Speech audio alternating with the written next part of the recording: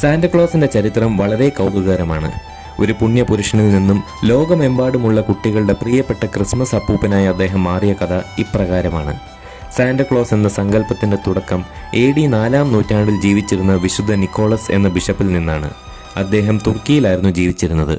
പാവപ്പെട്ടവരെ സഹായിക്കുന്നതിലും അവർക്ക് രഹസ്യമായി സമ്മാനങ്ങൾ നൽകുന്നതിലും അദ്ദേഹം ഏറെ താല്പര്യം കാണിച്ചിരുന്നു. ഡച്ച് സംസ്കാരത്തിൽ വിശുദ്ധ നിക്കോളസ് സിന്റർക്ലാസ് എന്നാണ് അറിയപ്പെട്ടിരുന്നത്. 17-ാം നൂറ്റാണ്ടിൽ അമേരിക്കയിലേക്ക് കുടിയേറിയ ഡച്ചുകാരാണ് ഈ പാരമ്പര്യം അവിടെ എത്തിച്ചത്. സിന്റർക്ലാസ് എന്ന പേര് ലോപിച്ചാണ് പിൻകാലത്ത് സാന്റക്ലോസ് എന്ന പേരുണ്ടായത്. പഴയ കാലത്ത് സാന്റക്ലോസ് ഒരു മെലിഞ്ഞ ബിഷപ്പിന്റെ രൂപത്തിലായിരുന്നു. എന്നാൽ ഇന്ന് നമ്മൾ കാണുന്ന രൂപത്തിലേക്ക് മാറ്റിയത് ചില കവികളും ചിത്രകാരന്മാരാണ്.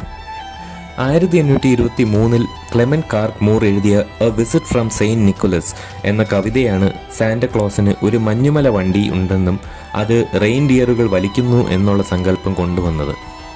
തോമസ് നാസ്റ്റ് എന്ന ചിത്രകാരനാണ് 1881-ൽ സാന്റക്ലോസിന് ചുവന്ന വസ്ത്രവും വെള്ളത്താടിയും വലിയ വയറുമുള്ള ഇന്നത്തെ രൂപം നൽകിയത്. 1930കളിൽ കൊക്കോകോള കമ്പനി തങ്ങളുടെ പരസ്യങ്ങൾക്കായി സാന്റക്ലോസിന്റെ രൂപം കൂടുതൽ മിനുക്കിയെടുത്തു.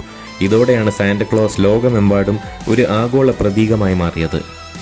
അങ്ങനെ ആകാശത്ത് പറക്കുന്ന റെയിൻഡിയറുകൾ വലിക്കുന്ന മഞ്ഞുവണ്ടിയിൽ ഉത്തരധ്രുവം, അതായത് നോർത്ത് പോളിൽ നിന്നും ക്രിസ്മസ് തലേന്ന് രാത്രി ചിമ്മിനികളിലൂടെ വീടിനുള്ളിൽ കടന്ന് കുട്ടികൾക്ക് സമ്മാനം നൽകുന്ന സ്നേഹത്തിൻ്റെയും ദയയുടെയും പകർന്നു നൽകലിൻ്റെയും പ്രതീകമായി സാന്റക്ലോസ് ഇന്നും നമ്മുടെ മനസ്സുകളിൽ ജീവിക്കുന്നു. Merry Christmas and A happy new year.